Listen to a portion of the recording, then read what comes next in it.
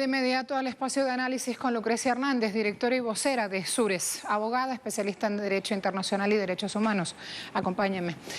Lucrecia, buen día. ¿Cómo te va? Marcela, bienvenida.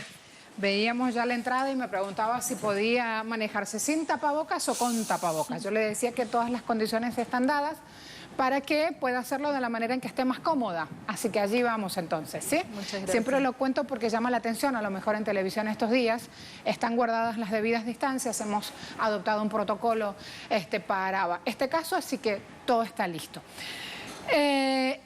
Hemos visto ya un adelanto de lo que Sures plantea justamente como delito asociado a la acción o al impacto de estas sanciones. Quiero, por favor, en principio pedirte la ampliación de esto y luego conocer un poco más de cómo se prepara el documento, en qué entorno, cómo lo presentan ante la CPI. Telesur siempre suma bibliografía y si hay otras organizaciones desde otros pueblos hasta ahora viendo pantalla y sumando información, les va a resultar muy útil conocer de ese proceso. Sí, buenos días Marcela, muchas gracias por la invitación en este importante programa, ¿no? Nuestra organización viene sistematizando hace más de 5 años la aplicación de estas medidas coercitivas unilaterales, como las llama en el ámbito internacional las Naciones Unidas, contra Venezuela, ¿no? Nosotros tenemos que, desde que inició el bloqueo, que nosotros lo centramos en el año 2014, con la aplicación de una ley por parte del Congreso de Estados Unidos, que es la ley 113-278, que es una ley que directamente va a implicar y va a afectar toda la dinámica financiera de la República, ya que implica y coloca sanciones, por decirlo de alguna forma, pues nosotros siempre hemos sido contrarios al término sanciones, porque desde el punto de vista jurídico, la sanción implica que la persona, el actor, el implicado haya cometido un hecho jurídicamente violatorio de una norma. Y en este caso no hay ningún hecho violatorio de una norma, sino hay una acción del derecho contraria al derecho internacional por parte de un gobierno y de algunos actores contra la República Bolivariana de Venezuela, ¿no? Entonces, a partir de esta ley se sanciona todas las actividades y se va a obstaculizar todas las actividades de la principal empresa del Estado, que es Petróleo de Venezuela, y se va a obstaculizar todas las operaciones que se realizan a través del Banco Central de Venezuela. A partir de allí se van a dictar una cantidad de medidas por parte del gobierno de Estados Unidos, del Ejecutivo del Estados Unidos, a través de lo que se denominan las órdenes ejecutivas, que son como decretos de emergencia que va a habilitar luego al dictado de otras medidas por parte de otras instancias del gobierno, como por ejemplo las OFAC, conocidas por sus siglas en inglés, que es la Oficina del Departamento del Tesoro del Tesoro de los Estados Unidos, el Departamento de Comercio, que va a dictar una cantidad de medidas que van a ir obstaculizando todas las relaciones comerciales de Venezuela con el mundo. El mayor peligro cuando va ocurriendo esto es que todo ese andamiaje que se va levantando va sentando jurisprudencia, ¿es correcto?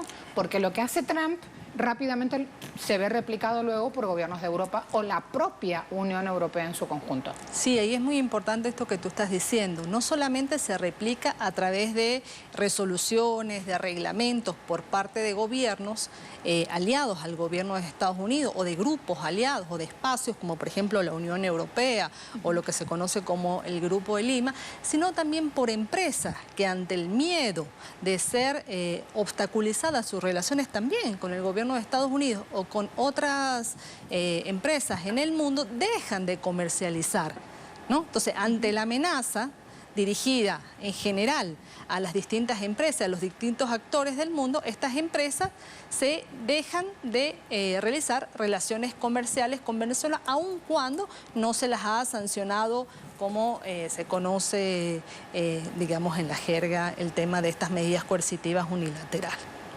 Es lo que se llama el overcomplaint, ¿no? O sea, ante el miedo dejo de realizar esa acción porque me va a perjudicar en mis intereses económicos como empresa, digamos, que realizó un servicio.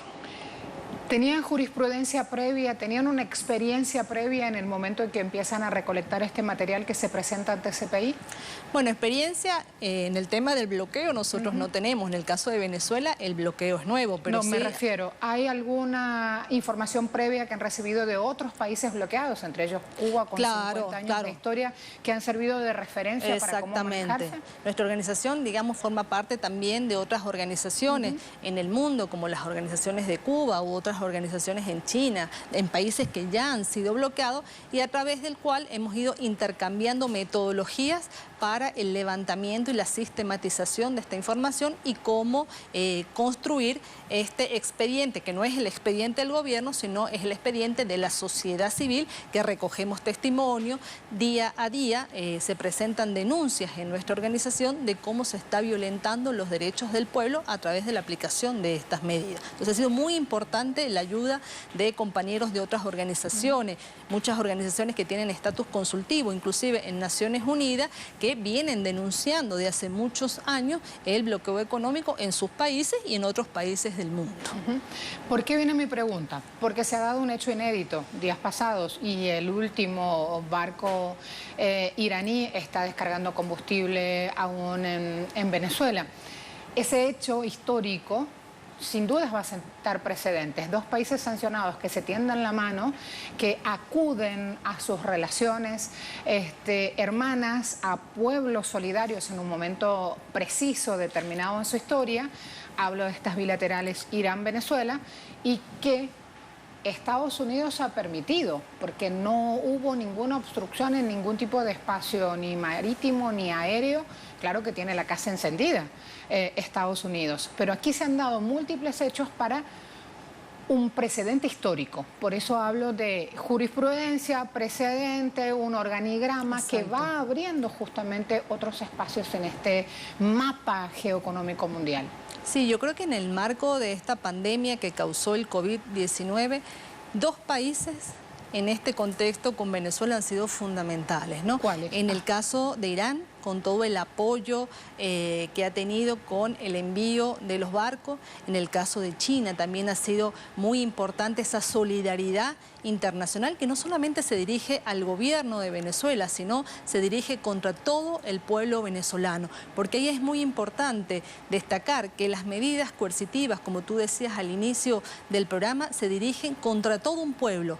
Y ese es uno de los elementos del delito, ¿no? Dirigidos contra la población civil. Y allí esa población civil no distingue de partidos políticos, está dirigida a todo un pueblo y vemos como pasa ahorita, donde la gente lo ha sentido con mucha fuerza, amén de estos 5 años que viene impactándose de manera muy negativa el bloqueo. El tema, por ejemplo, de la gasolina, los problemas que hay hoy con el desabastecimiento de gasolina se han dirigido y han tenido impacto en todo el pueblo venezolano, ¿no? Y eso es una de las características fundamentales de este delito que denunciamos ante la Corte Penal Internacional, que se regula en el artículo 7 del Estatuto de Roma, que el ataque tiene que ser generalizado, es decir, contra toda una población, tiene que ser sistemático. Está detrás todo un plan que viene desarrollándose de manera muy precisa desde el 2014 y se dirige contra todo un pueblo y hay una intencionalidad de causar ese dolor, ese sufrimiento en el pueblo venezolano. Y tiene un objetivo político, claro, preciso. Exactamente, porque el objetivo político, y no lo decimos nosotros, lo dicen los expertos de Naciones Unidas y las distintas instancias de Naciones Unidas, el objetivo es cambiar la forma de gobierno de un país. Ese es el objetivo de la aplicación de medidas coercitivas unilaterales, destituir al gobierno que hay en un país y que la gente empiece a sentir como negativo, empiece a ver que esos derechos vulnerados pueden tener una relación directa con el gobierno, ¿no? En el caso de Venezuela, ellos lo que quieren es generar un malestar en la población para que se moleste, digamos, con el gobierno, ¿no? El término que va acompañado con estas medidas coercitivas suele ser, y esto en la jerga popular es impunidad. O sea, no va a pasar nada, la presentación ante el CPI o ante las autoridades internacionales va a quedar en la nada, porque a quien se tiene enfrente es al gobierno de Estados Unidos dictando ruta y tomando acción. Y allí es donde quedamos justamente como ciudadanos del mundo con la mano suelta ante la esperanza. Quiero preguntarle también cómo se rebate esa idea que la misma medida coercitiva quiere imponer.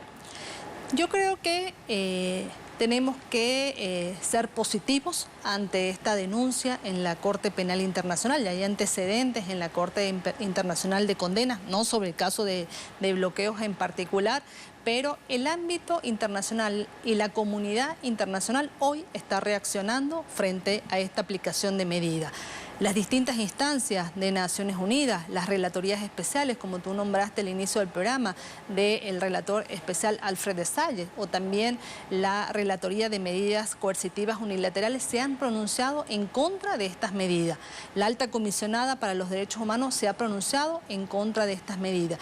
Y yo creo que el pueblo venezolano y el pueblo de Estados Unidos, particularmente en estos días, se está rebelando con la forma de gobierno que tienen y la forma de gobernar del presidente Donald Trump. Un ejemplo claro son las protestas violentas que están ocurriendo en este momento en Estados Unidos, que no solamente detonan el tema de la xenofobia en el país, sino que hay un levantamiento hacia la forma de gobernar de Estados Unidos, tanto con el pueblo como con el mundo.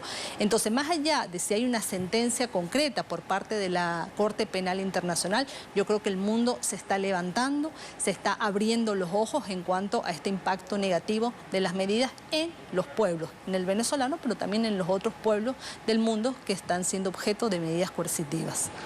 Antes que llegaras al estudio, ya colocábamos en el espacio Twitter de este programa un interrogante. Siempre tratamos de sumar al debate justamente la opinión de quienes nos están viendo hasta ahora.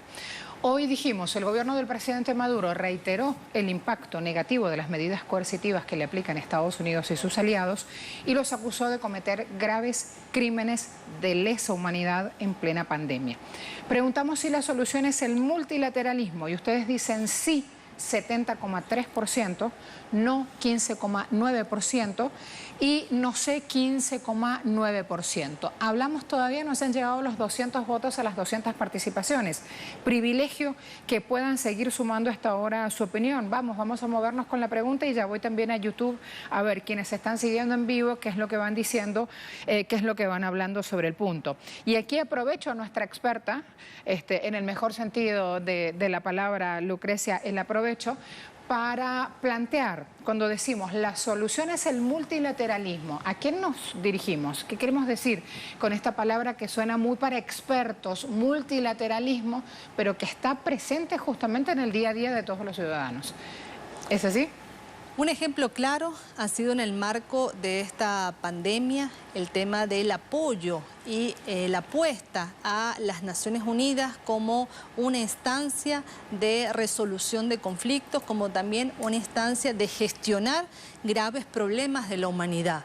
Hoy la Organización Mundial de la Salud ha jugado un papel muy relevante en el marco de esta pandemia. Y en el caso particular de Venezuela han sido claros los ejemplos tanto de la OMS, de la OPS, como de distintas instancias de Naciones Unidas que han apoyado la importación de comida, la importación de alimentos, en un momento en que Venezuela estaba padeciendo un gran problema en torno a las medicinas y a los alimentos. Entonces, gracias al multilateralismo, como se le dice, ha permitido por un momento o en unas circunstancias poder lidiar con ese bloqueo que tenemos hoy en nuestro país. Y creo que también la Asamblea General de las Naciones Unidas, como el Consejo de Derechos Humanos, deben seguir apostando mediante resoluciones y mediante condenas concretas al tema del bloqueo en nuestro país y poder ser un espacio, una tribuna en donde los países puedan sentarse a conversar